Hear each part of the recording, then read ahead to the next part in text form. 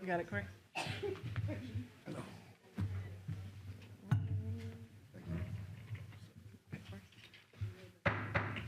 Good evening. I'd like to call this business meeting to order. Please rise for the flag salute. I pledge allegiance to the flag of the United States of America and to the republic for which it stands, one nation, under God, indivisible, with liberty and justice for all. Tacoma Public Schools acknowledges that we are on the traditional, ancestral, and historic lands of the Puyallup Tribe of Indians. We honor with gratitude the land itself and the Puyallup Tribe. This acknowledgement serves as a first step in honoring our nearest tribal neighbors and partners who have inhabited this region since time immemorial, and to whom we give thanks for allowing us passage to their lands. We shall intentionally create inclusive and respectful partnerships that honor Indigenous cultures, histories, identities, and socio-political realities. General Counsel Ben Rowe, will you please call the roll? Yes, President Keating. Here. Vice President Strozier. Here. Director Leon. Here. Director Bombright. Here. We have a quorum. And Director McElroy is on her way. All right. Moving on to item number 5, adoption of the agenda. I move the agenda. Second. It's been moved and seconded. Are there any questions or comments about the agenda? Seeing none, all those in favor say aye. Aye. Opposed? Passes. Item number 6, recognition of staff, students, and community. And I see Mrs. Amanda Scott Thomas. Right. Good evening, Board of Directors, beloved community. My name is Amanda Scott Thomas. I'm the Director of the Community Partnership Office for Tacoma Public Schools, and it is my pleasure to bring to you our first Shining Star Award of the 2024-25 school year. As you all know, Tacoma Public School District defines partnership as a cooperative relationship between students, families, schools, the school district, and the greater Tacoma community. Partners are committed to supporting student academic success and the success of the whole child. Partners work with and invest in an education of our children and youth whose future, in turn, will affect the quality of life in the entire Tacoma community. When it comes to student success, Tacoma Public Schools recognizes that schools cannot do it alone. In recognition of an investment of time, talent, and resources for Tacoma Public School students, families, and staff, the Shining Star Community Partner Award signifies honor and thanks to a community partner who has made a difference by doing what's best for kids. Tonight, we will be honoring David Fisher. He is the CEO of Tacoma Arts Live, and he is going to be ending his tenure at Tacoma Arts Live on October 31st, 2024. During his 18 years as a leader, David has led transformative change for the organization and has proved in every way dedicated to advancing the mission of the arts, of education and sustainability for Tacoma Arts Live and many other organizations. David's accomplishments are many. He was pivotal in 2006. We could have David do an interpretive dance of pivotal if that's what you'd like. You don't want those problems. I do, though. So he was pivotal in 2006 in reviving Tacoma's neglected city theaters, the local residents' arts organizations, and the greater downtown neighborhood. Partnering with the city, the state, and private sector donors, David led the restoration of the Pantages Theater, a 1918 architectural gem. And also, he made meaningful improvements to the Rialto Theater, Rialto and the Theater on the Square. During his tenure, David and his team have fundraised more than $75 million from all sectors in support of both capital and programmatic advancements. Along with an amazing team, David curated a wide variety of artists and speakers that independent professionals have declared serving the most diverse audiences in the region. David designed and his team furthered programs for Tacoma Arts Live that provide deep and thoughtful education programs in social emotional learning, civil rights education, and performing arts conservatory. David's volunteer board service across the West helped advance other agencies, including during his tenure as board president for cultural access. There, David helped to bring success to more than a decade of work when Governor Jay Inslee signed a law allowing local government the authority to fund cultural nonprofits in Washington. Then, alongside local partners, David led the passage of Tacoma Creates, which today provides more than $6 million per year in critical funds to local community-based organizations to help expand and extend arts education, arts, heritage, and science programs. David is a whole child champion. He has been a champion for kids, designing, building, and implementing education and entertainment opportunities that are truly engaging and life-changing. We are so thankful for David's leadership. So it's with this and the recommendation from the Community Partnership that we recommend the Board of Directors recognize David Fisher as being awarded the Shining Star Community Partner for September 2024. Can we give him a hand?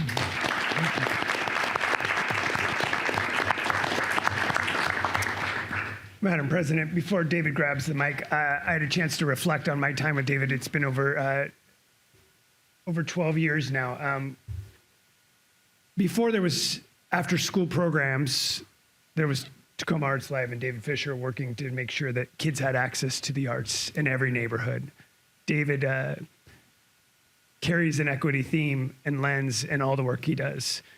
He helped us work with Dr. Hostetter to bring a plan to bring all of our AP classes down to experience world-class theater and civil rights for years.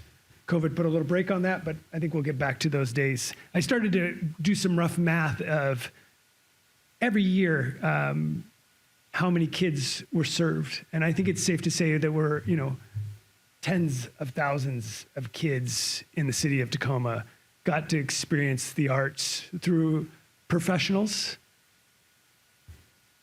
and passionate people. And so I'm so grateful for David's leadership, and I just wanted to make sure that we all had a moment to say thank you to David. So the mic's all yours, sir. Thank you, Dr. Garcia, and thanks to the board as well. I have to say it's been an absolute honor to stand alongside Tacoma Public Schools and Dr. Garcia. And the work that we have done together, I think, is unusual. It's a national model because we are focused on social emotional learning for kids at a really deep level. We happen to use the arts, but the arts isn't our goal. Our goal is whole child. And it's been so special to watch these programs develop in partnership with the school district. Our Civil Rights Legacy Tour is another program that I couldn't be more proud of, and one of the reasons that we have been able to do that is because of the partnership with Tacoma Public Schools. My team is amazing, and although I'm stepping down, they are excited to continue and eager to continue to serve. So I just want to say thank you again from the bottom of my heart. Thanks. Thank you. Don't run away. Please don't run away. We're going to have a photograph. Oh, Yeah. Great. President Keating, can I say something? Yeah, please do. David, I personally want to say thank you to you and Tacoma Arts Live. You discovered my program. You pulled me out of the parks of Shalishan and said, this girl knows what she's doing. You're the first person to bring me on TV Tacoma. You're the first person to tell me that what you're doing really matters, and it really changed the trajectory of my life and my program. So thank you for the work that you've done. Thank you.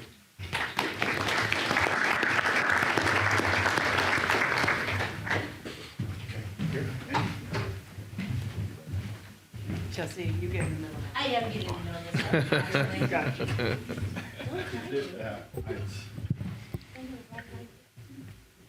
He doesn't take pictures. Josh, you Yeah. really would like me.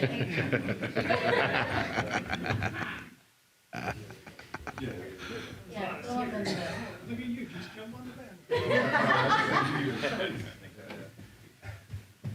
All right, and 1, 2, 3, take a bunch. Thank you so much.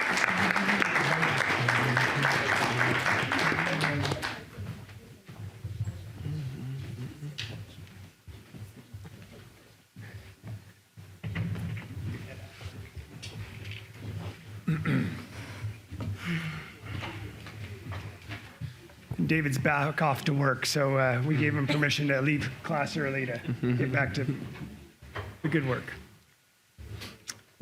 All right, moving on to item 6.2, recognition of the purchasing department receiving the 2024 Achievement of Excellence in Procurement Award.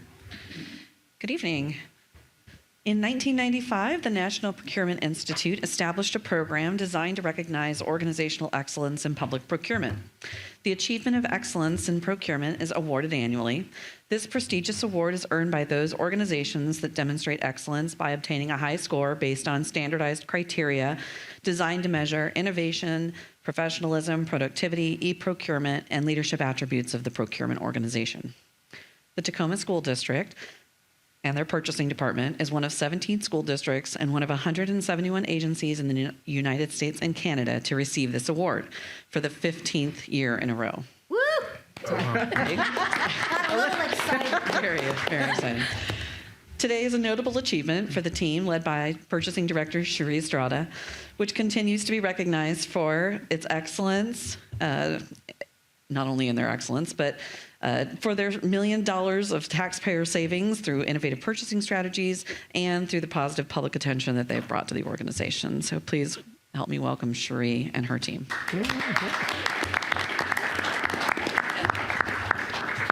Try not to hurt anyone. Oh, that's It's a monster. That's awesome. Good evening, everyone. This year I prepared a little speech, so we'll see how it goes. Okay. It's with great pride and excitement that I stand here before you today to celebrate my team and their remarkable achievements that our department has earned this award. This recognition is a testament to the hard work and dedication and collaboration of every single person in the purchasing department. Together, we have made it our mission to grow, to improve our processes, and to ensure the best practices are followed at every step. This award isn't just about reaching a milestone. It's about recognizing that we continually strive to be better. We are always evolving, learning from one another, and pushing forward to meet the highest standards in the industry. It takes all of us, working as a team, to build a department that is both dynamic and effective. By making smart, responsible decisions, we show that we value the students, staff, and community we serve. We understand that taxpayer dollars are precious, and we ensure that every dollar is used wisely and thoughtfully to benefit the future of our kids. We are here because we love what we do. Our passion, our work, our commitment to excellence, and our shared purpose for serving Tacoma schools is what drives us forward every day. This award is a reflection of that shared dedication. And again, I just want to thank my team, because without them, we wouldn't have a department. Thank you. Madam President, I just want to say, most importantly to our team members, thank you so much. I don't think that you can see we're a small but mighty team that is internationally recognized. I feel like that should be a song. Okay, I'll let you work on on that lyrics one. in that space. The innovative work that's just been led, and I think we all know that last year was a difficult financial year for us. To have this team step up and help us curb that trend, to be a leader in that space. Innovative work like how do we, when we close out buildings, how do we surplus materials to give them back in opportunities that creating online opportunities. They never stop working, and we're so grateful. Sometimes folks don't understand that the work behind the scenes has an impact, and every dollar that they do help us save is a dollar that goes back into that classroom and that opportunity. And so I'm just so grateful for all of you. Thank you so much. And we also want to just acknowledge the work that you do is not front-facing. It is not, necessarily like the shiny work that people pay attention to, and you have our deepest gratitude for the things that you do. And we would like to welcome you up for a photo if you're so willing. Good job, Shay. Oh, you can join up.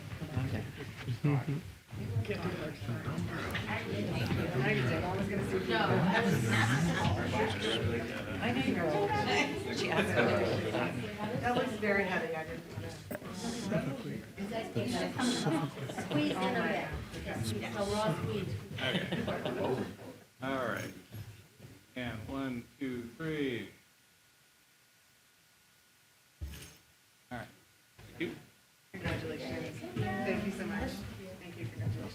Congratulations. Oh, okay. It looks real trick is to say that.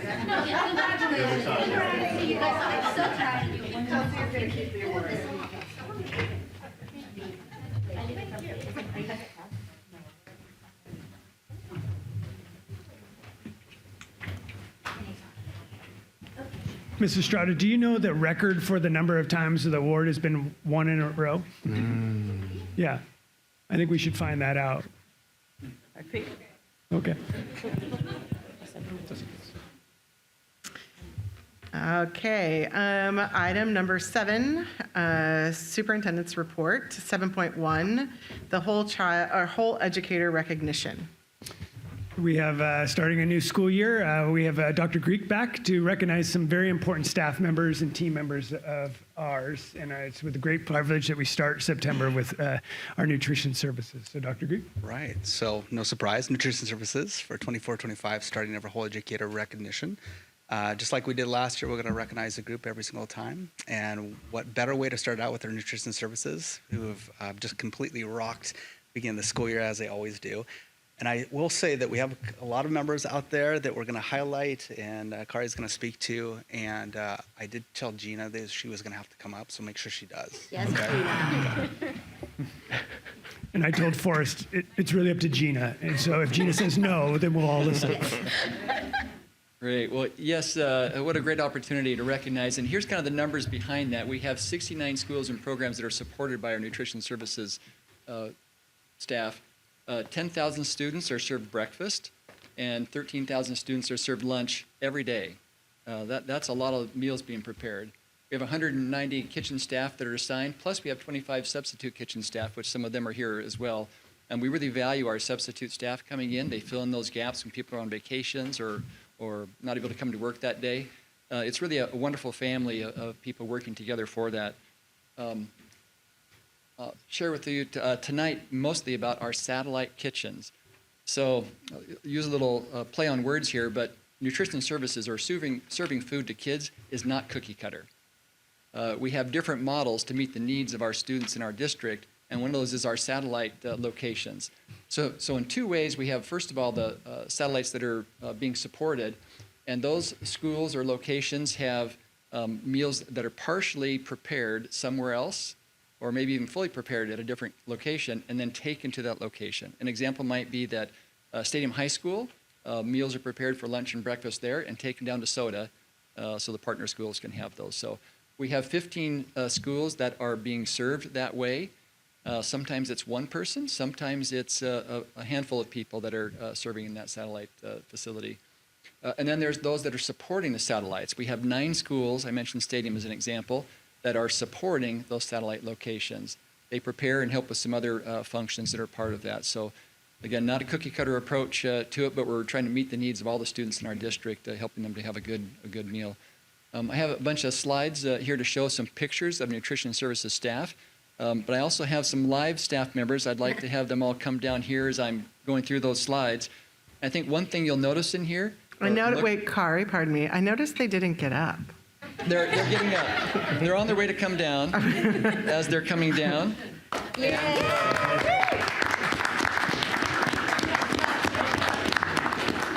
As you see the slides that are going on here, the one thing I hope you notice is how many are smiling. They love what they're doing and interacting with the students in our school district. And look at the smiles on their faces now, even in this little bit awkward situation. So, yeah. And they have fun. I love it.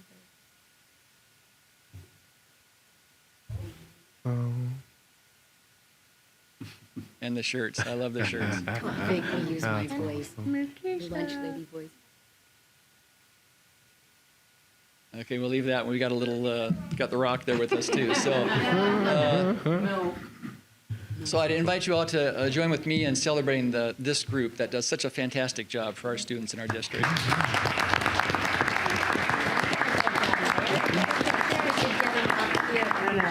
Okay. We're gonna come down to y'all. There's way more of you than there are of us. And the stage is but I think we can. That might mean that you have to. Yeah, come on over.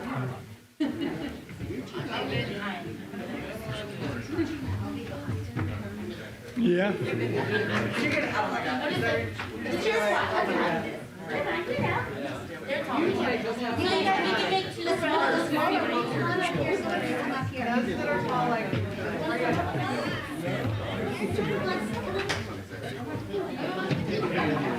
Oh, taking a knee, I like it.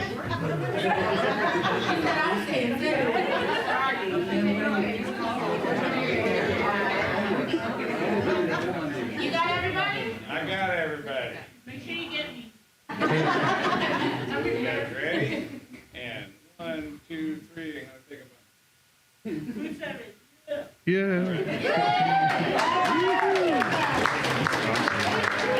Before you all sneak out, I just want to say thank you so much. It's not uncommon for me to sneak in and see you working in that space, and you smile. You make kids' days. You make staff members' days. You are truly rocks. When there are 1,000+ kids coming through your kitchen and seeing that you greet each one of them with dignity and respect, you teach them. You teach them patience. You teach them sometimes reinforce what they learn at home with their good manners in that spaces. You remind them to say thank you and please, and they do that, and they truly love you. They do. They truly do love you, and I'm so grateful. And so on behalf of the entire cabinet, I just want to say thank you, and the rest of the school staff that are not here. You make a difference, and we're so proud to serve with you. So thank you very much. Have a great evening. Yeah, you know, and if I could share one thing too with the board, Josh, if it's okay to piggyback on that comment. One of the things Superintendent Garcia asks his cabinet to do is go out and do school visits and have us, the cabinet, talk to staff, talk to students, talk to families if we're there at pickup and drop off. And one of the questions I always ask students, Lisa's been in my group before previous years, is do you have somebody at school, that you have people here that you know are trusted adults that you can go to? You would be surprised the number of students that will, you know, they often refer to their teachers, but it's very common for them to open their mouth and say, I know that, you know, Miss such such, I know Mr. such and such is one of my trusted adults. And to a group of strangers they've never met, they are proud to tell us that y'all are in their support network. And so there's something that's nurturing and caring. You're feeding our babies. They feel that love, and they're happy to tell us about it unprompted. You know, nobody fed it to them ahead of time. Very common for them to call y'all out as trusted adults. And this includes my own 2 personal children who make cards and bring gifts for folk on their birthdays and nutrition services. So they feel that love 100%. Trust me, they feel that love. Yeah, thank you. And in nutrition services fashion, we did bring treats tonight. So as you exit, you'll see there's a bunch of cookies up there for everybody.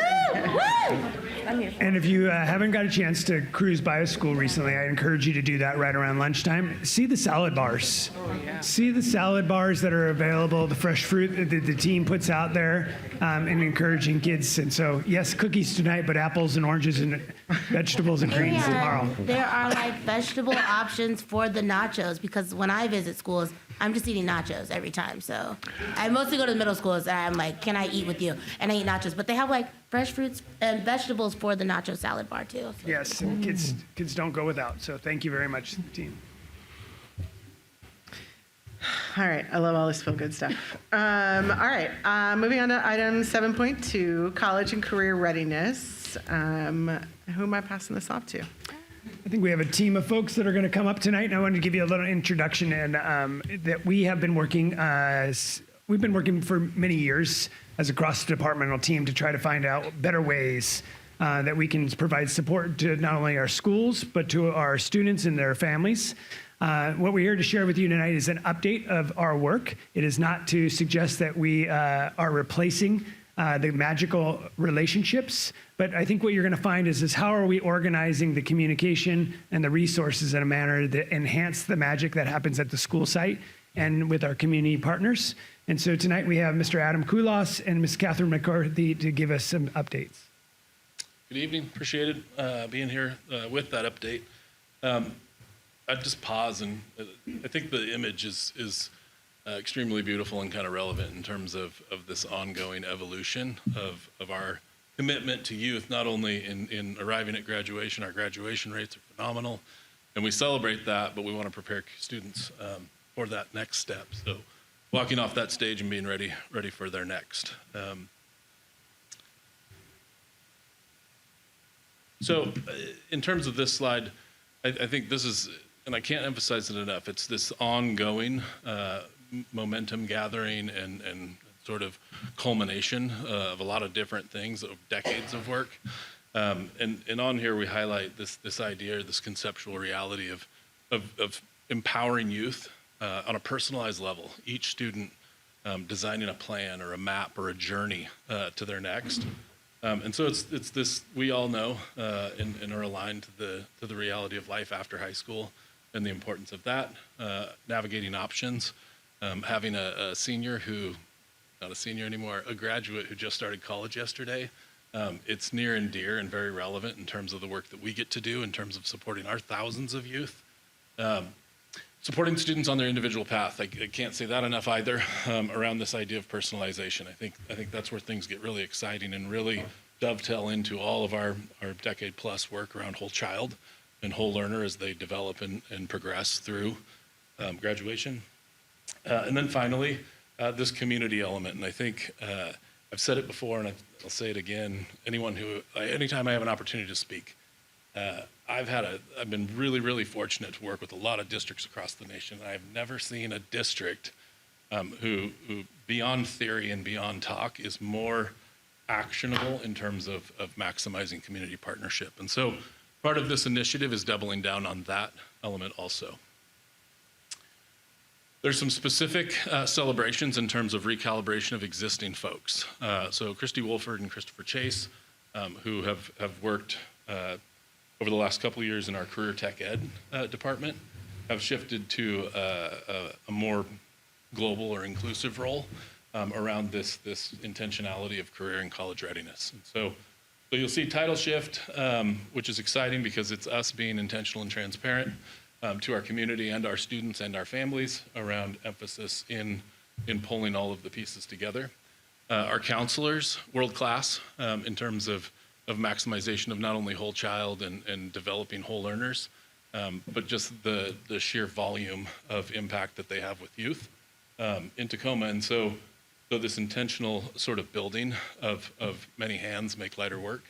Our career and tech ed team continues to develop new pathways and intentionality around all of our dual credit and industry recognized credentials and a value in terms of what that next step looks like. Our advanced academics team and our community partnerships. And so it's bringing all of our thriving kind of departments and entities together to better and more efficiently serve our youth.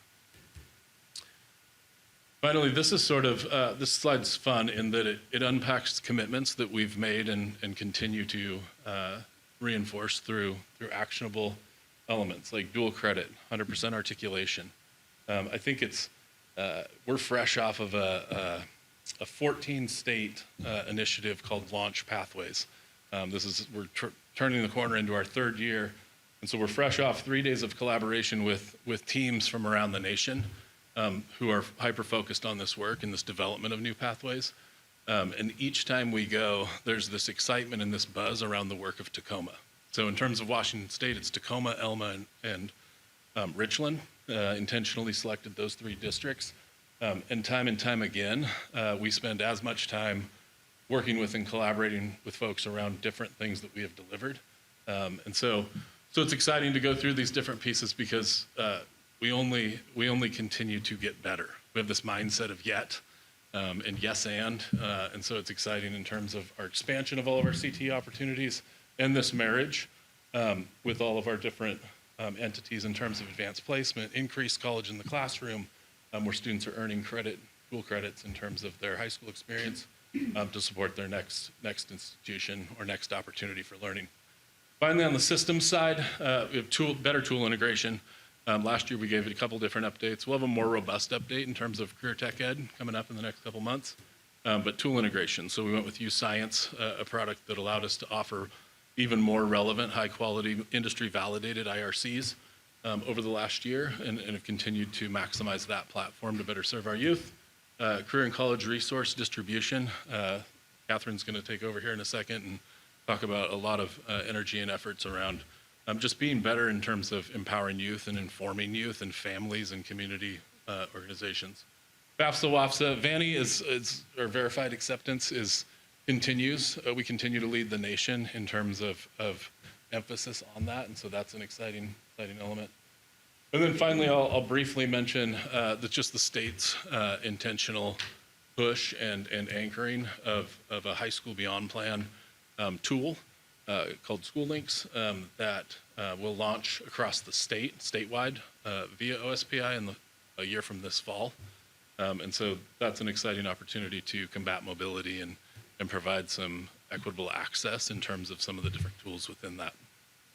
Adam, hold on. I have one question. Yeah. You had used an acronym IRC after talking about U-Science. Can you, for those that are listening, can you? Absolutely. Thank you. Apologize. Acronyms, we love them, right? Industry recognized credentials. And so, and Youth Science has been a phenomenal partner and tool to integrate into our career tech ed because it is transparently validated by lots of different industry folks. Thank you. And companies. Thanks.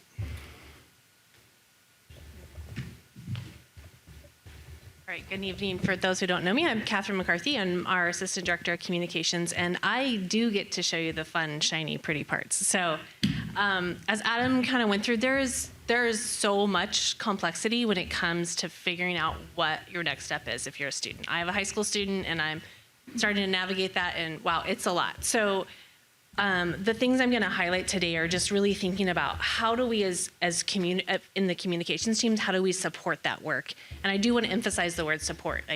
Like Dr. Garcia talked about, and what Adam talked about was that personal relationship, that the work that happens at our schools, the work that happens with our community partners, this isn't replacing that. This is about providing information and empowering our students so that they have resources and that they know everything that's available to them. So there's lots of layers to the communication. I'm not going to go through every one of these, but we've got a brand new website that we're gonna go through next. We got a newsletter that went out for the first time yesterday. We're pushing out website stories, social media, printed materials, and events. So the kind of foundation of all of this is our new website called My Future College and Career Readiness. And the reason this is the foundation is this is kind of this is where all the information lives and is kind of the go-to place for students. And our goal when we redesigned this, so we've always had this information, not always, but we've had this information on our website. But what we did is we took the time to really think about how do we want to organize this in a way that students and families can actually find what they need and that it's consistent across all of our schools. And that also that they could find the people that they need to help support them. So this is really organized into 3 big sections. It's My Now, My Next, and then personalized support. Because again, we really want to make sure that kids, they find a person at their school that they can connect with and that can help them. There are some things about the design. So this is just a screenshot of the homepage and that bit link at the top that is actually going to the district site, but there's a few things about the design that may not be obvious that I want to point out. One is that we took the time to make sure that this information is mirrored on every single school site.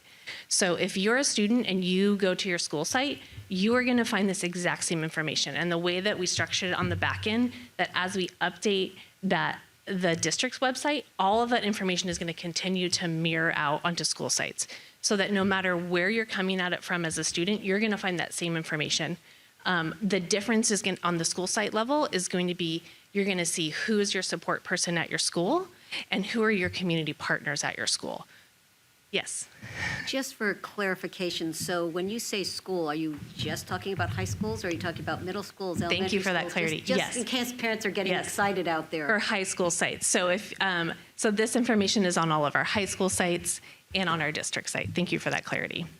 Some other things about this is, although my 15-year-old son told me there was too much text on the screen, but I'm telling you, we got it as simple as possible.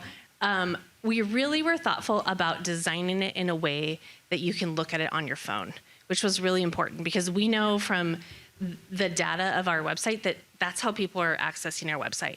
And our students might be using their school laptop, but also if you're a parent in TPS, you know that school laptop screen is not very big. So we wanted it to be something that you could navigate easily on a mobile device. So that's important.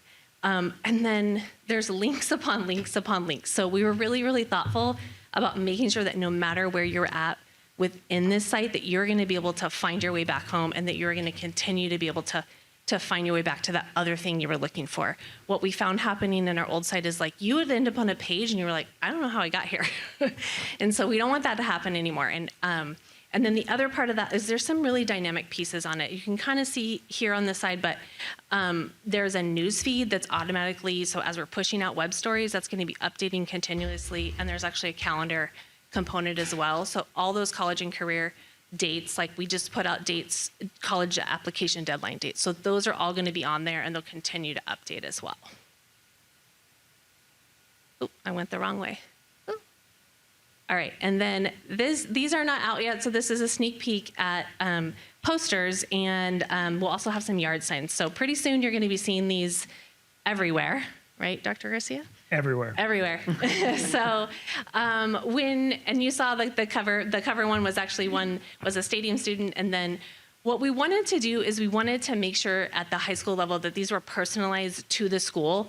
And so we came up with a visual structure that allows us to customize it by the school, but there's still obviously a solid visual link, and that you know that it's the same campaign. And each one of the QR codes links their individual school site. So again, they'll be able to find the people in their building. They're going to be able to help them. So these are going to be, we're going to be printing these in the next couple of weeks, and these are going to be all of our schools, our district sites, and around the community as well. And Catherine, Yes. the main one on the screen right now is the generic one for TPS. Correct. And so that would be a place where families would go. If you're in elementary school and you see that QR code, it would take them to the main page at the district, and they could start their awareness and their planning at earlier ages. Yeah, exactly. All right, and then another exciting element is our monthly newsletter. So we have developed a newsletter. The first one went out yesterday and I was telling Dr. Nolan before this, like I was looking at numbers, and we've already seen a really, really high number of readership from our families. So the idea is to have a monthly newsletter that is specifically talking about college and career topics. And when we look at this, there's so much to know, and there's also things that are very, very date driven. And so the beauty of the newsletter is that you're actually able to push out really relevant topics at the time people need to know them. So, for example, a guaranteed admission. So right now is the time for our seniors to know that, one, Tacoma Public Schools has partnerships with these 9 colleges and universities to guarantee admission for qualifying students, but they also need to know what those early application deadlines are. So that is an example of one of the stories. So the way that we structure the stories, we're trying to keep it really simple, 4 to 5 topics a month. And it says, who is this for? So it'll say at the top, this applies to seniors, or this applies to 11th and 12th graders, whatever the topic is. And then it'll give you a short blurb and some links to more information so that you can kind of easily navigate, oh, I need to do this now. This is something I need to know about now. And we're not just pushing out everything broadly, that we're trying to break it down into topics that are really relevant in the moment for families. So that's the highlight of some of the things we've been working on. So I want to give first I want to demystify what is a guaranteed admissions, right? And so they didn't have guaranteed admissions when I was going to school. And so it is a formalized agreement that you've adopted, the other institution has adopted, that says if you meet the minimum threshold requirements for the classes that have been taken, as well as the GPA, you are guaranteed Amanda, I need your help. Amanda. Admissions into that university or community college.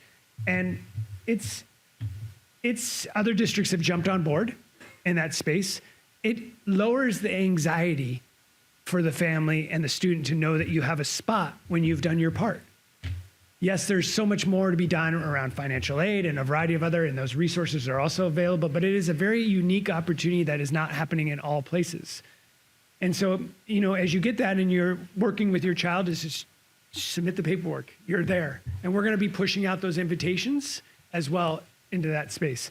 And then I'm going to it was a whole cross-departmental team that's been working for years, including getting feedback from those in the experts inside of the schools and community partners. But I do want to give a special shout out to Catherine. She's been working really a lot in this, and I think it's safe to say, and it is very complex, and it has to be orchestrated in a way that is that makes sense to the user. And sometimes we all assume that because it makes sense to me, it should make sense to everyone. And when you have such a diverse audience of families, community partners, staff, parents, students, it's very hard to organize that. So we hope you see that. We're not done.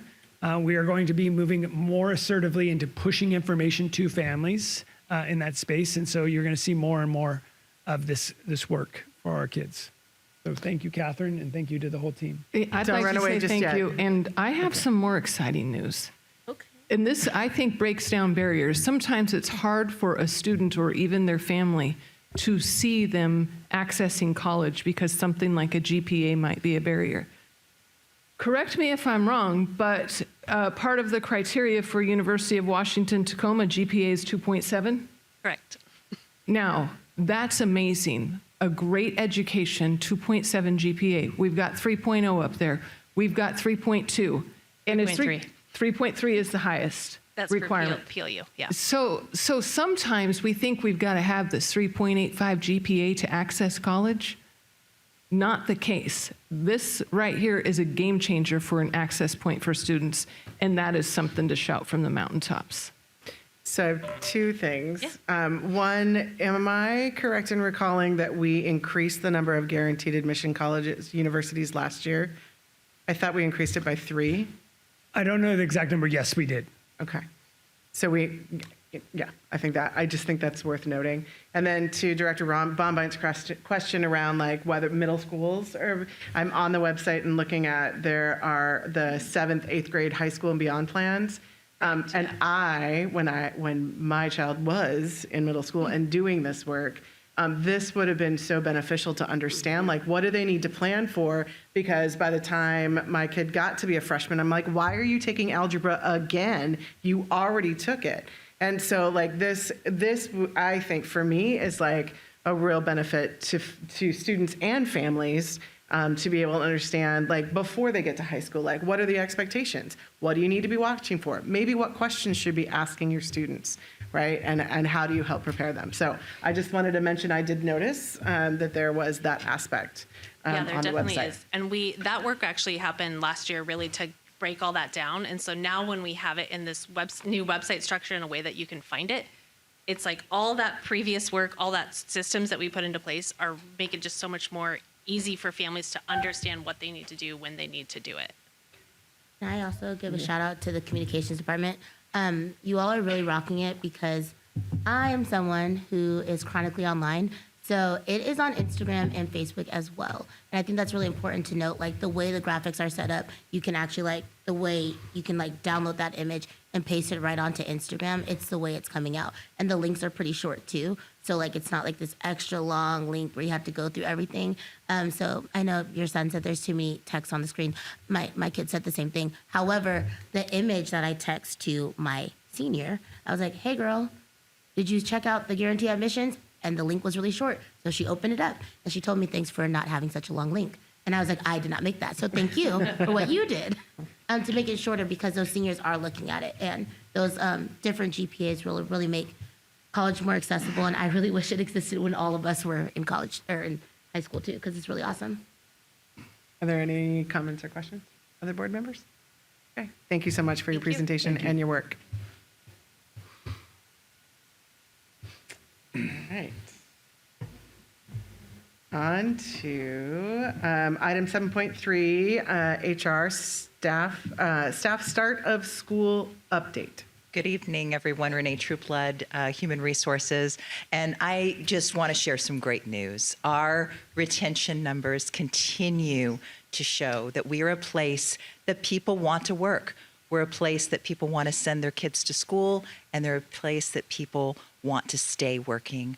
The benchmark in the industry for a great place to work is about 80% retention, and we went up to 94.4% over the last year. So I also, at the beginning of the year, we always have a little bit of movement around of folks when we have to look at the the number of students that we have and the number of staff that we have and match them together. And sometimes I've come here to show videos and explain, I'm sorry that your kids might have to have a different teacher. And this year I also have some good news, but just to remind you that we are in the season of matching staff to the number of students, and all of that is going to be done by October 15th. The big benchmark is tomorrow, and that's for our certificated teachers, the classroom teachers. And our collective bargaining agreement with the Tacoma Education Association lays out our rules of engagement, how we're going to do it. And we call it displacement, which is such a weird word, but it really just means that if there's not enough students, then we have to shift teachers to where there is a demand for students. And so that process is going on. And the good news is that there are really only 3 teachers that we are having to displace this year out of classrooms. So the chance that someone's kids are going to have a different teacher is very low. I believe that Stephen Diedrich, our HR Director of Operations, has notified all of those folks for the classroom teachers already, so there shouldn't be any surprises. And he does such a great job of working hand in hand with those teachers to give them different options to consider. So a big shout out to Stephen and his team who have done a great job on that. We are hiring, though, in these areas: education support professionals, special education in particular, bus drivers, bus monitors, and substitutes. So spread the word. We are a great place to work, and we're going to have a job fair that's coming up on the 8th. So invite people to come on down to CAB, and we'll make it extra easy for folks to start working for us. And I know that I have another slide, Civil but I rights think coordinator. That's the slide. Thank you so much. There it is. I am so excited that I think one of my favorite moments in working here since I started here in 2017 was when Malik and I worked with you board members to put together our anti-racism policy. And Policy 1600, I think, is also just a national leader example of this district's commitment to equity, diversity, and inclusion.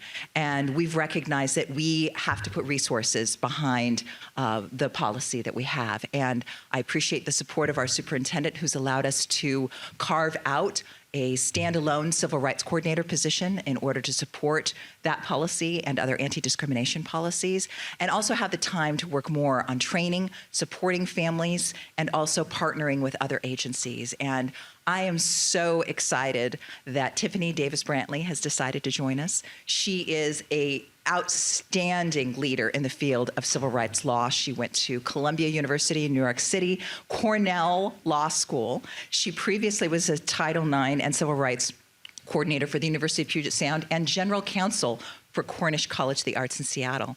And I want to introduce Tiffany, pending your approval of her tonight. She's going to start on Monday. Tiffany.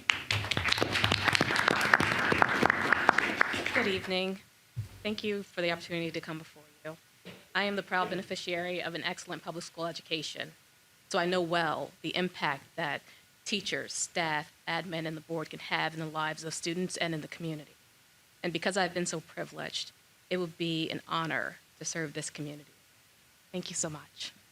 Thank you. Madam President, I just want to take a moment to recognize, the 94% comes from the whole team.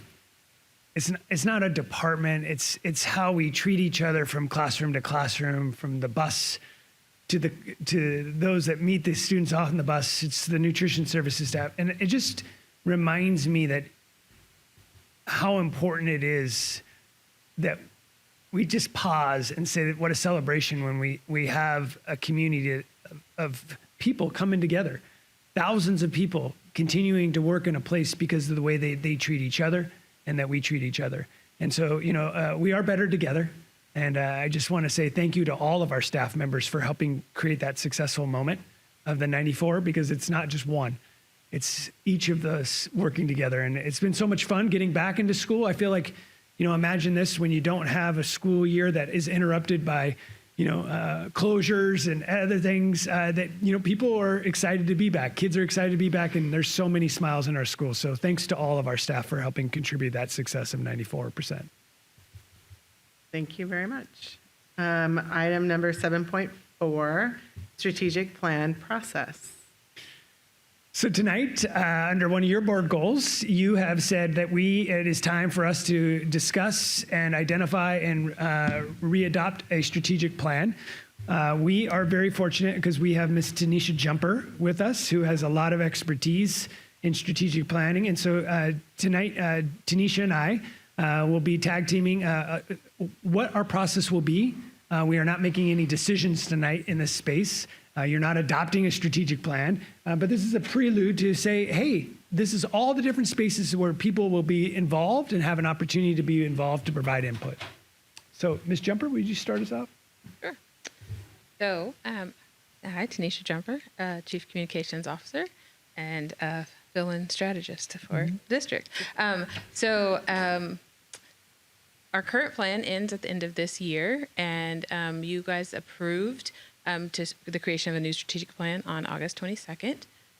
A strategic plan and having a strategic direction is essential to securing your long-term progress, and it also allows for, there's so many different departments doing different things across the district, and so to get everybody kind of rowing in the same direction, a strategic plan helps to do that. It also allows it for continuous improvement, because it allows us to see, like, we took these steps, we didn't get the outcome we want, we can go back, change a step, maybe invest differently, change the models, and then see where we end up. And so having a good strategic plan over a 5-year period really allows you to kind of see what's going to happen and then assess for the future. And in the plan, you'll see we have dedicated time to look at what worked in the current plan, what of those things need to be pulled forward, what things maybe we need to think about differently. Did we have the right goals? Did we have the right indicators? Do we need to look at new goals, new indicators, new strategies as we evolve and learn more about what works for kids? So, strategic plan cannot be done without inputs from the people who are affected by it the most. So you can see the stakeholders that will be engaged throughout this plan process. The school board, community partners, families, staff, and most importantly, students. And so when you look through this, kind of went through and said, what inputs will people give? Because sometimes in a strategic plan, for some people, they make complete sense. I'm one of those people. For other people, they're like, this is words on a paper. And there's a lot of organizations that write strategic plans, and literally they are just words on paper that sit on somebody's binder and say that they did it.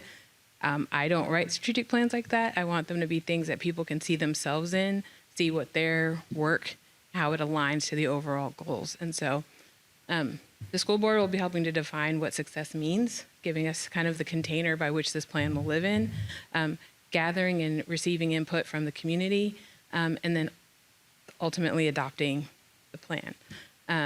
Community partners will share their expertise and experience with us as partners, as well as with our families that we serve inside and outside of the school district, provide us some feedback and some consultation, and then engage in meaningful conversations with us. Families, they will share their experiences with us, their aspirations for what a good school district means to them, and then provide us with feedback and engage in those same meaningful conversations.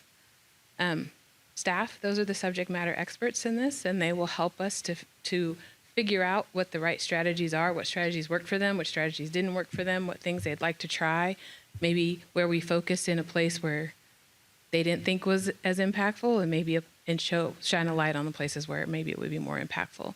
They'll also provide us feedback and consultation, help us to develop the implementation plan, because the first phase of this is just to write what the plan is, and then there's the real work of making it happen. And so that's where they'll really be key. And then also engaging in those same meaningful conversations. Students are going to have their perspective that is going to really help guide if this plan doesn't work for them, then why are we doing it? Ultimately, they are the beneficiaries of this plan, and they are helping us to set the goalposts for that. So the timeline is we're going to take October to really discover and analyze what's happening in the current plan, what worked well, what didn't work well, what are some of the areas that we need to think about and focus on.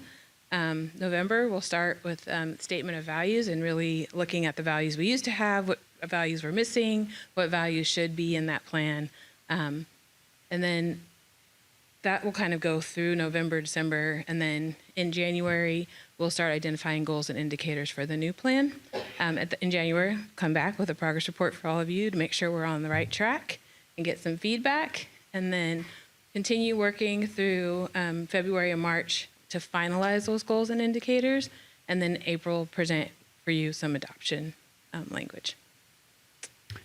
So thank you, Tanisha. I just want to echo a few things that Tanisha said. You know, a lot of folks, we jump right to strategy before we calibrate what are we trying to strategize on. And so this timeline is aggressive. You can see that we will be working very hard with we're a small but mighty team.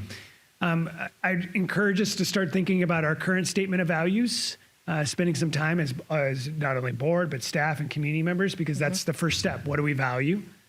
And what are our values? Calibrating those. And then we go into those identifying goals and indicators. And Tanisha's done a really good job of identifying the different roles.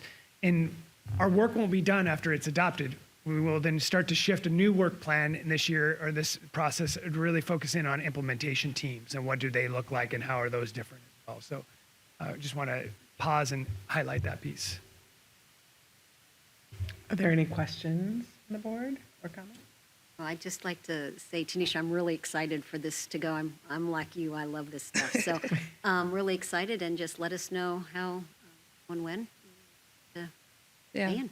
I think that's the best part of these types of plans. There's lots of room built in, even though that it is an aggressive timeline.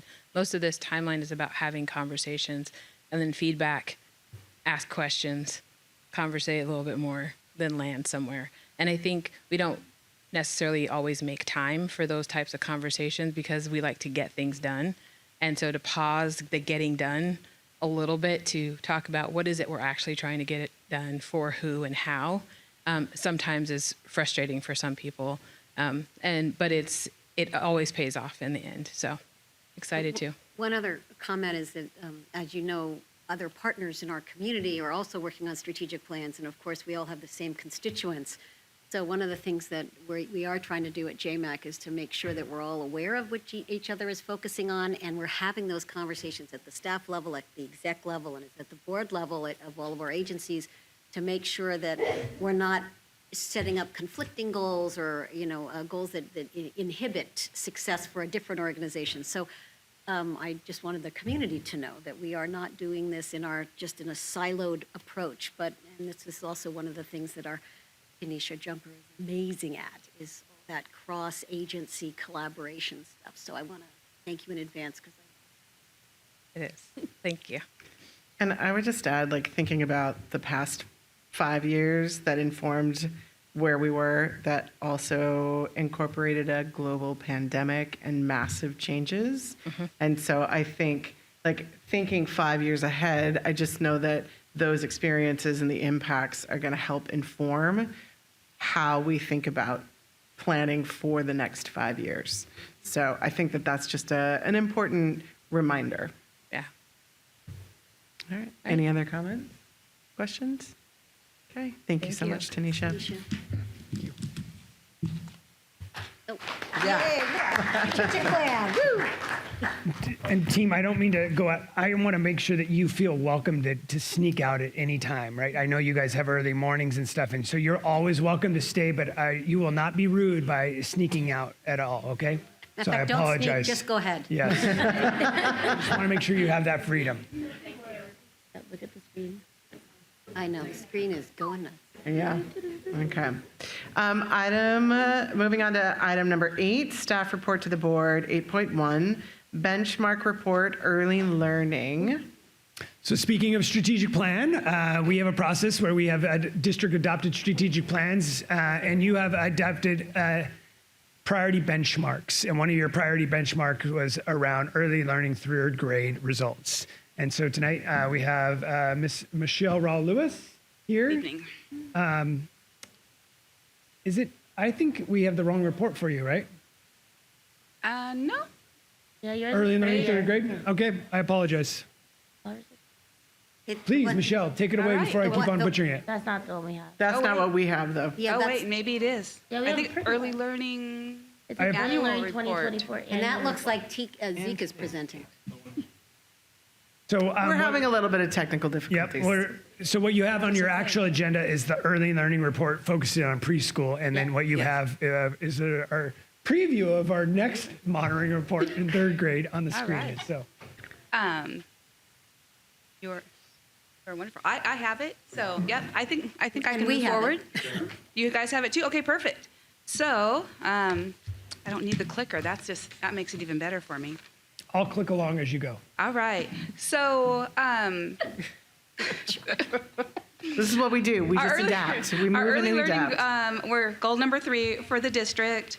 And like Dr. Garcia was saying, that it is one of our it's coming up. One of our benchmarks. And that Tacoma, as along with the board, is very committed to preschool and early learning and offering different preschool models. We have different preschool models, we call them, but those are just funding models. So we do have 7 different types of preschool, which is 7 different types of funding. All of our preschool has the same curriculum, the same outcomes for students, but we use the different models to be able to fund and support multiple families across the district that may not have preschool opportunities. So some of our funding models are our state models, which is such as Early Childhood and Assistance, or ECAP, federal models, which is Head Start, and then we have some models that have incorporated dollars from OSPI, dollars from levies, to be able to have a wide variety of opportunities for the families across Tacoma. Our mission is to support and serve students to reach their highest potential and to have success in kindergarten, to be able to give families a voice to advocate for their students, and have them be involved in school at a very early age. And that involvement will keep them going throughout the entire academic journey. So one of the things that we are really proud of is we have done a lot of increases and opportunities for our families in Tacoma since 2021. So from 2021 to 2024, we are able to add 598 additional seats for our students and families across Tacoma. And these are all free preschool seats through Tacoma. And these opportunities really support families that want to have that early childhood education and that early school experience in a public school setting. Most recently, in this past year, we were able to add 11 TK sites, a total of 11. And so that gave us an additional 120 slots for families that didn't qualify for our Head Start and ECAP programs that are solely income driven.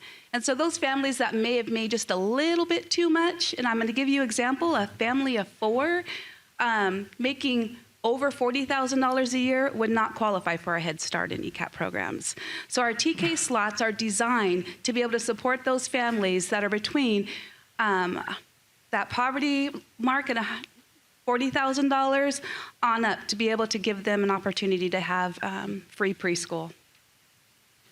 So the number around 2024 is, do we have that slide? I'm gonna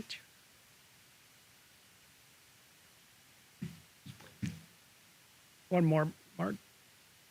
Thank you, Mark. One more? One more. maybe? We'll get there. So I think it's an important note, and Michelle is helping us see that the gap when we say, who qualifies is, in my opinion, is not realistic of who needs assistance in that space. Private preschool and this is not a statement about quality, but just a statement, it averages around $1,200 a month. You times that by 10 months, you times that by the 1,676 kids, and I know it's not a straight correlation, but my simple math is that's $20 million that's put back into the economy by providing these spots where families could use those resources in different ways. And so I'm just really grateful not only for Michelle's and the team's leadership to help try to increase those slots. And these numbers are last year's numbers, so you know that as we expand TK, those numbers are going to go up as well. So, Right. Thank you. Right. When we look at our enrollment in preschool, it pretty much mirrors our enrollment demographics throughout our Tacoma School District. For 2024, we had very little changes with our ethnicities within our programming. And so we're just very proud that we are serving a vast group of families that would love to be a part of our programming. We can go on to the next one. All right, so our key findings is, again, we did an additional 6 transitional K slots this past school year, which was an additional 120 seats. We have had a huge increase of applications now that we're coming out of the pandemic. I think families are getting more relaxed and wanting their littles to be out in public and start to have friends and socialize again. So we vetted over 3,000 applications last year that had an interest in our preschool programs. Unfortunately, we weren't able to serve all of those 3,000, but that's going to be one of our goals. We are maintaining and expanding our community partnerships and resources. One of the things that we have been really looking into, and we've heard feedback from families, is before and after school programs. We have full day preschool now in most of our schools, but the before and after school programs start at age 5, not age 4. So we have families that have their children at the same school, but they don't have access to the same after-school activities.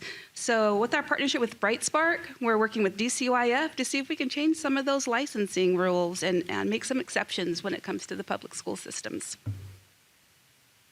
And then, of course, we have our preschool data in Synergy, and we are trying very hard to align that to make it more streamlined for families to be able to learn the difference and know the difference, and for us to communicate that in Tacoma that you are applying for preschool first, that we're applying to see which program your family is qualifying for, and then once you're accepted into our preschool programs, and then you go in and then you are enrolled in Tacoma School District. So we're doing a lot of communication around the difference between applying and enrollment in preschool.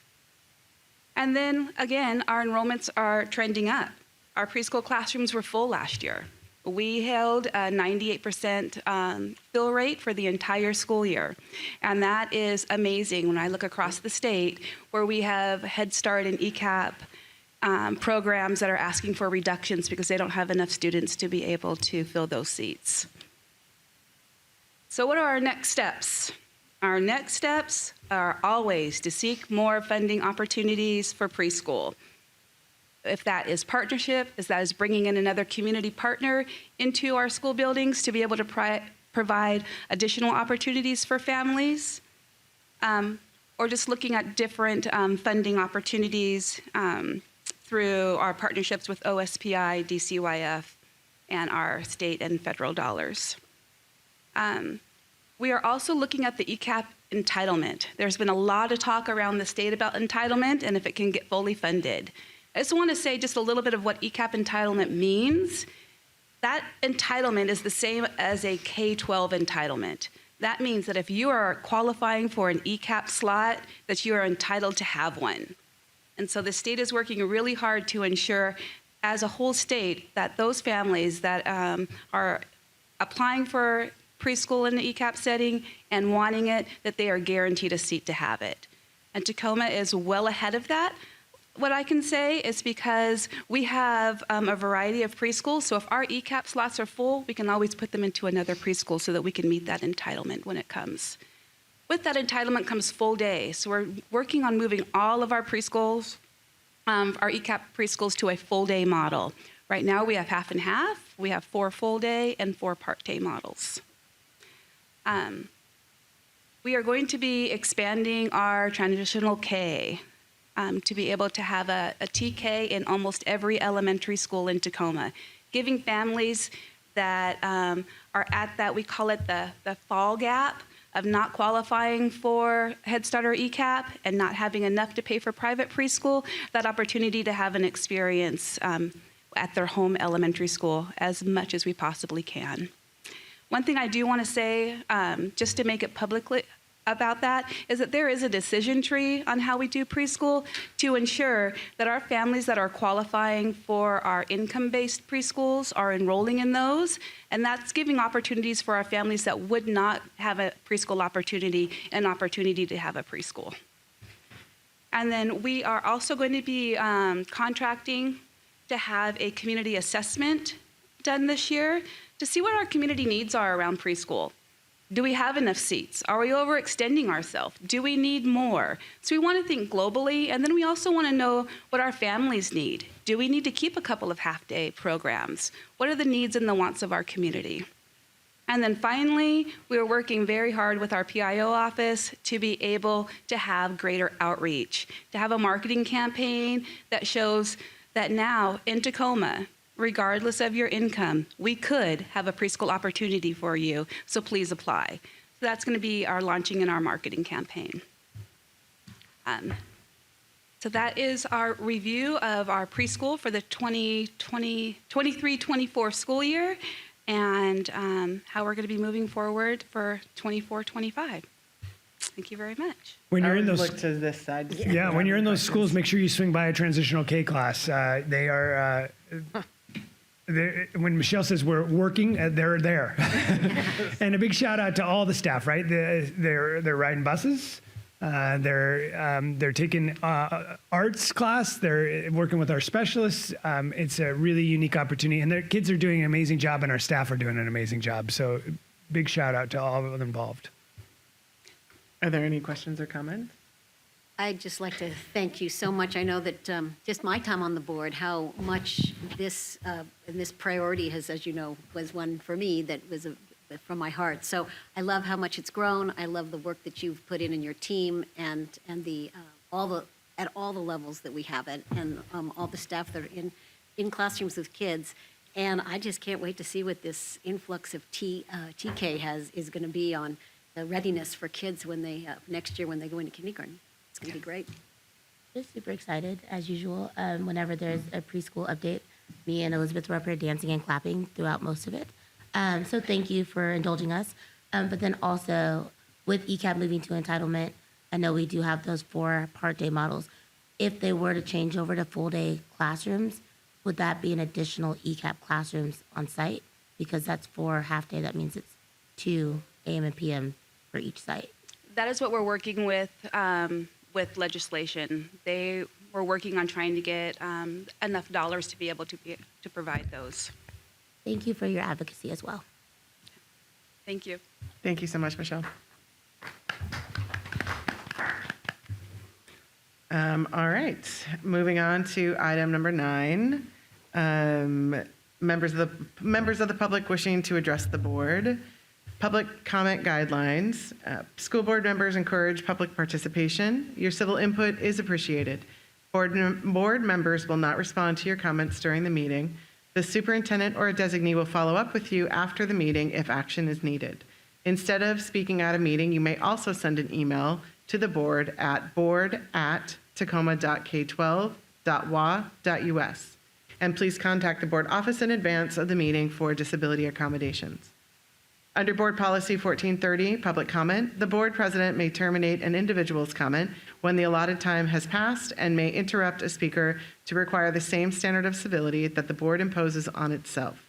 Examples of uncivil comments include comments that are libelous or slanderous under a legal standard, are unwarranted invasions of privacy, are obscene or indecent pursuant to the Federal Communications Act or any rule or regulation of the Federal Communications Commission, violate school district policy or procedures related to harassment, intimidation, bullying, or discrimination, incite an unlawful act on school premises or violate a lawful school regulation, or create a material and substantial disruption of the orderly operation of the board meeting. The board as a whole has the final decision in determining the appropriateness of all such rulings and can maintain order by removing those who are disruptive. However, the board recognizes the distinction between uncivil discourse, which it will not tolerate, and comments about the board, district, and/or staff that are negative yet still civil in nature. The board will exercise its authority to maintain order in a content-neutral manner. And I'm going to pass it over to General Counsel Benro.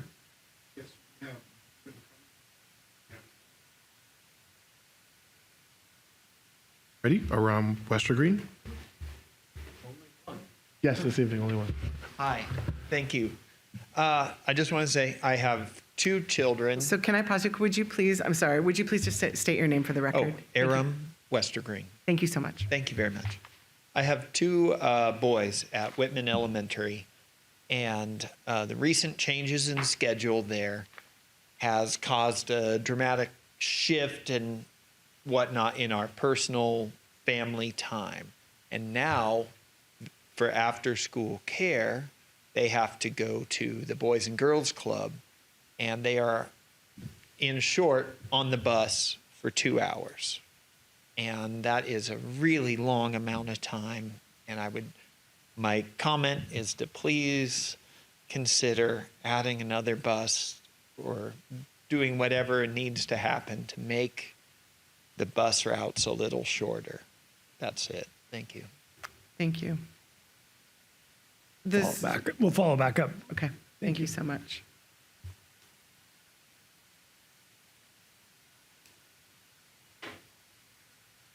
Okay. Thank you. Thank you, Superintendent. Okay. No other comments? No. Okay. All right. Thank you so much.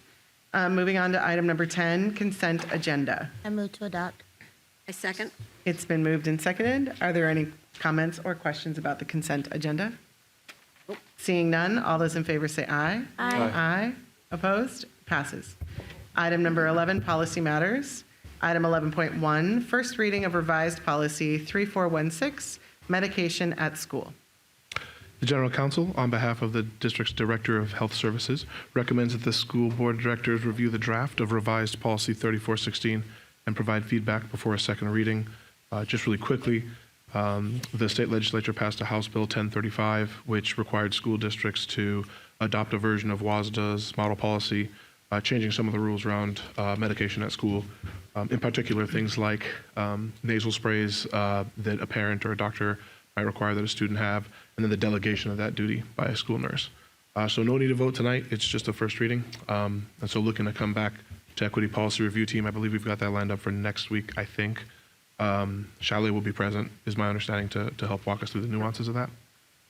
So no action needed on agenda item 11.1. Similarly, 11.2 is the first reading of revised policy 3418, emergency treatment. General Counsel, on behalf of the Director of Health Services, recommends the Board of Directors review the draft of revised policy 3418 and provide feedback before a second reading. Similarly, WASDA updated their emergency treatment language, and we had a case last school year that urged us to take some policy action around emergency treatment, and so this is us bringing that home. Again, we understand that Chalet will be present to give us the details of that. The only other thing I'll say about these is both of them contemplate a ensuing regulation change, which if the board adopts, the superintendent's cabinet will work on bringing the regulation change, which would have the nitty-gritty details. These policies authorize the superintendent to establish regulations. So that'll come later. Can I ask a clarifying question? Yes, please. It just dawned on me, since we're going through now, it's September and we're starting the trainings again, Yes. the safe school trainings. Yes. Are either of the changes that in policy that we're making, would that impact the training that we're getting in terms of specifics? That's a good question. Not as it would apply to all staff who take the safe school trainings, but Chalet will follow up with training with her group of nurses. So she pulls them out independently, individually for PD. So that's where that's above and delivered. beyond what the general. Absolutely correct. Yeah. This is specific to school nurses who are the only ones that can delegate because they're the ones with the medical, credential. Thank you. Yes. And then for those who are listening, WASDA stands for the Washington School Directors Association. I know acronyms. Sorry about that. That's fine. It's all good. Awesome. Are there any other questions or comments about the two first readings, policy readings? And you can ask questions in between. You can email Chalet, myself, or both of us, and we can get you the information so that you're prepared as well if there are questions that come in between. Okay. All right. Thank you so much. Item number 12, financial reports. The district's monthly financial report will be presented. Yes. I did the second one. Wait, am I missing something? No. Okay, great. It wouldn't be the first, so double checking. Hello, Rosalind. Hello.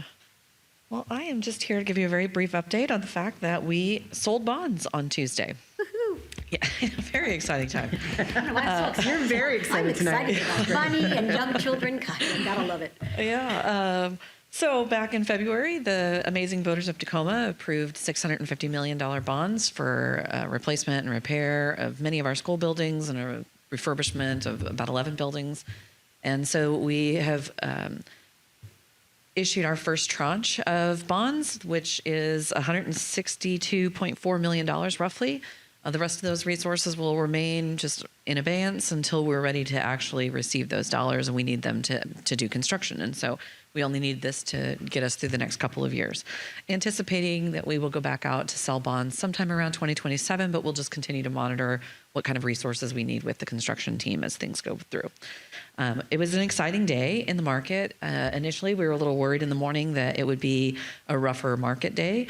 There's a lot of volatility going on in the market. The Fed had reduced rates the week prior, and so that caused a little bit of disruption and fluctuation. But once we got in the market, it turns out that for our $162 million worth of bonds, we had $570 million worth of orders. And so investors came in and said, hey, we would like to participate in the sale of or the buying of these bonds. And that's 3.5 times over the amount that we actually had for sale. And so that allowed us the opportunity to negotiate a little more with the investors that were interested and make a little bit of better savings than what we had anticipated initially. So very exciting times. Our total interest costs, I guess I could do my slide, huh? Yeah, sorry. Total interest cost in the end will be about 3.17% for $162 million. Wouldn't we all love to have that as our home interest costs? And then finally, the tax rates. So we had gone out to the voters and said that our intent was to maintain a level tax rate or lower, and we should be able to achieve that just depending on what happens with assessed value. I don't control assessed value, but what we've put out in our estimates should put us in a position where we're able to keep that tax rate at or below the $4.16 mark, which is what we're anticipating that it will be for 2025. I'll know more about that, and I'll send you a Friday report on that in the next couple of weeks.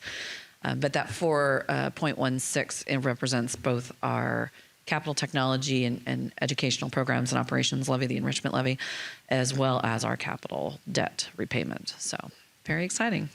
All right. Are there any questions or comments? Well done. Thank you very much. Thank you, Rosalind. All right. Item number 13, curriculum and instruction. And I will read slowly as I see Zeke making his way down to the podium. 13.1, approval of 2024-25 fiscal year highly capable district plan.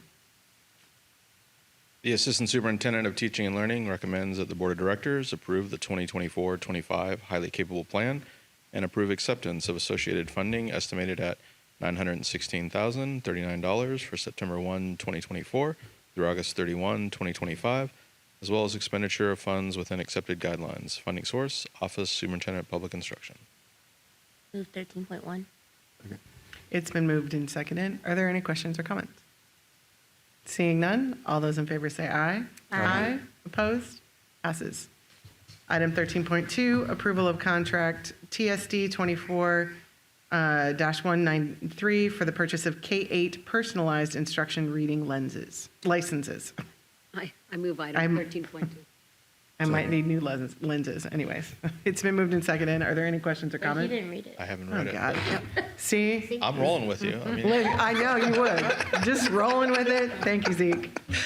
the Assistant Superintendent of Teaching and Learning recommends that the Board of Directors approve contract TSD 24-193 for the purchase of Curriculum Associates iReady personalized instruction reading licenses for the 2024-25 school year in the amount of $219,424.80. I move item 13.2 again. Second. It's been moved and seconded again. Are there any questions or comments?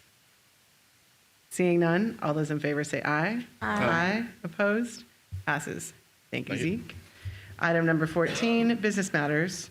14.1, approval of interlocal agreement TSD-24-168 between Tacoma Housing Authority and Tacoma Public Schools from September 1st, 2024 through August 31st, 2027.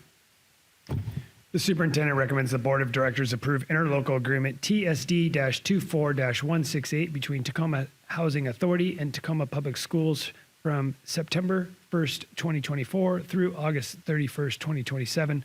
Funding source, Basic Education Programs Enrichment Fund. I move 14.1. Second. Third. It's been moved and seconded. Are there any questions or comments about this item? Seeing none, all those in favor say aye. Aye. Opposed? Passes. Item 14.2, approval of the guaranteed maximum price amendment number 1 to contract between Tacoma Public Schools District Number 10 with John Corsmo LLC DBA Corsmo Construction for the Wainwright Intermediate School siding replacement project. The Chief Operating Officer recommends that the Board of Directors approve the Guaranteed Maximum Price GMP Amendment Number 1, which states the cost for Wainwright Intermediate School siding repairs project. The Chief Operating Officer also recommends that the Board authorize the Superintendent or designee to sign said GMP Amendment Number 1 in the amount of $1,285,884, bringing the total consideration to $4,363,087, excluding sales tax. I move to adopt item 14.2. Second. It's been moved and seconded. Are there any questions or comments regarding this item? Seeing none, all those in favor say aye. Aye. Opposed? It passes. Thank you, Chris. Item number 15, other business, there is none. And that brings us to item number 16, board comments and reports. Yeah. I saw that. I'm working on speaking a bit slower because the captions aren't gathering everything I'm saying because I talk so fast. These past 2 weeks have been pretty exciting. I got to sub in for President Keating at General Assembly at WASDA, which stands for Washington State School Board Directors Association. General Assembly, we all got together and we voted and passed over 50 amendments in one day. It was a very long meeting, and I stayed awake for all of it. I was really excited to represent Tacoma Public Schools and have our voice and our vote count towards the amendments and the policies that WASDA wants to do, and then how we're all aligning across the state. So it was really interesting conversation, and to hear from smaller school districts and larger school districts and hearing like why we should vote for something and shouldn't. I think it was really funny to watch a bunch of board directors navigate a meeting, because I think the reason it was so efficient was that we all do this all the time. And it wasn't like herding cats at all, but it was a lot of fun. So much fun. And then also, I went to my first swim meet. So this year I'm assigned to Silas as like my comprehensive high school, and then all the feeder schools that go into it. And so I went to my first swim meet. That was super fun. I got to see one of my former students, which I did not know was going to be swimming, but she was there and kicking butt. And so Silas swam against Stadium, and I got to learn about breaststrokes and backstrokes, and we got splashed a little bit. I got to learn about our poolside seating from the parents. And they let me know, like, there's different types of events. And I was like, well, yeah, this is not a football stadium. We are definitely in a pool room, and we smelled like chlorine when we left. But it was a lot of fun. I got to scream and yell for people in water, which was hilarious. Also, something cool at Stadium, if they do the diving competition, everybody yells, "Yas, Queen," when the girls dive really well for both teams. So it's kind of cool to see that camaraderie across our district sports. So I was there to cheer for Silas, got to learn a lot about Stadium swim team as well. I think other than that, I don't have an update about things going on in the community, but I would just say reminder, we are back in school.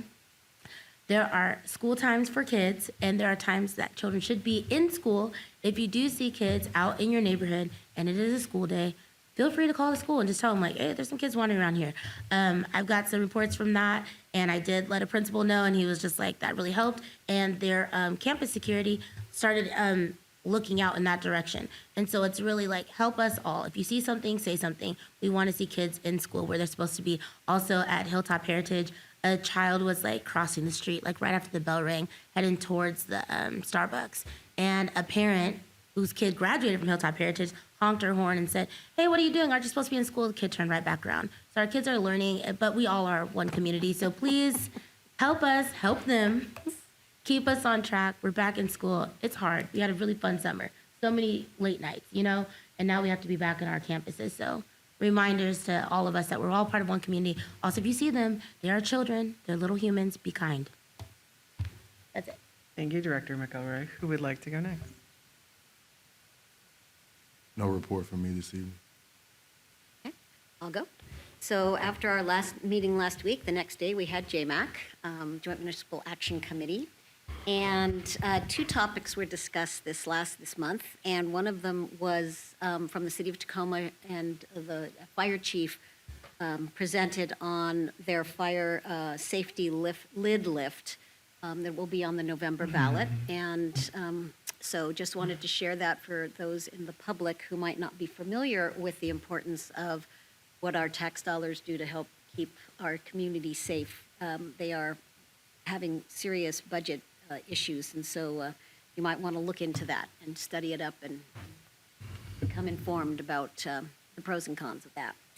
The second thing we talked about was Pierce County Health Department has a climate justice team, and they talk a little bit about their plan and how we're trying. They're in Pierce County, Tacoma Pierce County Health Department is working really hard to make sure that they're making sure that all of the services and health access to health services across the city and county is more equitable, and that everybody knows what's available, and where we see the gaps that where there isn't available, that we work community-wide to make services available. So again, that benefits our kids and our families. So that was great. And that is it for me this Okay. Yeah. You need to make a list. I actually should make a list. However, it was just this morning, so that's why it wasn't on my list or on my radar. But this morning, I looked at myself, I'm like, why am I wearing a cardigan? Because I don't do that. Because I was at a breakfast this morning. So MDC, Metropolitan Development Council, celebrated 60 years, and today was their breakfast where they talked about the work that they have been doing and their expansion of their work. And when I was talking to their HR manager, who is like someone who's formerly been unhoused, she's been through these the same things that they're trying to help folks with. She said it really means a lot to her to be in the Tacoma community and see how much we wrap ourselves around our students and community members. And it was just really nice to hear true lived stories of real experience. The Metropolitan Development Council does housing, treatment, rehabilitation, and it's all voluntary. So it is 100% free. And they did tell me to say that. They said, when you're there at your board meeting, make sure you tell people that it's voluntary. You can walk in off the street. You see one of our buildings, and we will help you. Yeah, I just want to build on the MDC piece. Like, I got to, when I was running elementary school programming, partner with MDC for, I think, 4 years, maybe 5 years, where we brought elementary school students, my students, and then also ASB students in partnership, which sometimes crossed over. And we would do hygiene drives. We would do, like, we incorporated art into what the folks that were receiving services. So MDC, they are an amazing community partner. So I'm really glad you were able to go there and honor their work. So I want to also thank Director McElroy for standing in for me for the General Assembly. And just share for those that may not be aware, we have our elected duties where that we are elected by the voters to do, and then we also have additional responsibilities through committee assignments, and then also some are appointed and are elected additional responsibilities. So that's on top of what we are elected by the voters to do. And so I'm really grateful, and I know Director Strozier or Vice President Strozier in the past has stepped in for me when I've had other work conflicts, and so I'm really grateful because it's important work to be able to be at General Assembly and then also be on have a more unified approach to the needs of students across Washington State, and that is work we can do and we get to do through WASDA and setting the priorities. So I'm just extraordinarily grateful for that. And then we did have the Citizens Finance Audit Committee meeting last week, and the great Mr. Willie Stewart is the chair and has been the chair for I don't know how many years, but a very long time. And so it's always a pleasure to see the community members that participate in that to help the district in their financial responsibilities. And then there is a Asian Pacific Islander Coalition Democracy Summit tomorrow that I will be attending as part of the board. And then next Tuesday is Hilltop Artists annual luncheon, which is also a really exciting opportunity to see the artwork of our students, both in middle school and high school. So I always love seeing that. And then the other thing that the reason I wasn't able to attend the General Assembly was because through my day job, I attended the 35th Centennial Accord, which is an agreement between multiple tribes around the state of Washington, and then the government, or the government basically, but the governor's office. And my take was like the equivalent to a UN summit, because each tribe is its own sovereign nation. And we heard about school issues, we heard about community issues, housing, drug overdose and death, and there's just like, there was the things that these communities are facing, these nations are facing, is very similar, but also regionally very different, depending on where they're located in the state. But it was just a really remarkable thing to participate in, and then also know that some of the work that we've done collectively, that the Tacoma Public Schools has done in partnership with the Puyallup Tribe, and that we have done as a board, it was just a really meaningful thing to be in relationship with other tribal leaders and see the way that they convene and work government to government. And for those that are unaware, the legislature passed legislation, I think it was 2 sessions ago, that required every school director in the state to go through government to government tribal sovereign nation training. And so it just, I think being able to be at the Centennial Accord was just something to see how they honor the work that's been done, how they approach problem solving and addressing issues. It was a remarkable experience. So I just, again, want to thank Director McElroy for covering for me, so I was able to attend that other event. And with that, we'll move on to item number 17, annual announcements of next regular board meetings. October 10th, 2024, 6 p.m. business meeting. October 17th, 2024, 6 p.m. study session. October 24th, 2024, 6 p.m. business meeting. And with that, I will move to item number 18 and adjourn us to an executive session, which is not expected to last more than 30 minutes.